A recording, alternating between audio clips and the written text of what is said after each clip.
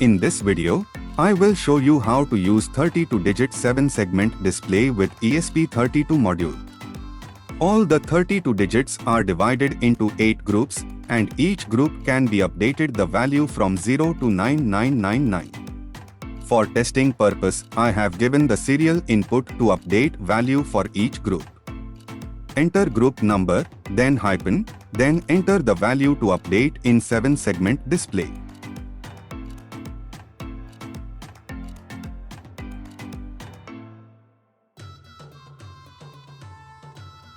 Please watch full video to make this project.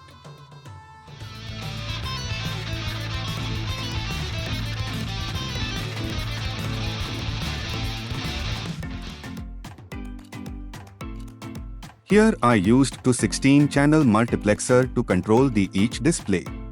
In my project, I used common cathode type display. This is network resistor is used for pull-up purpose.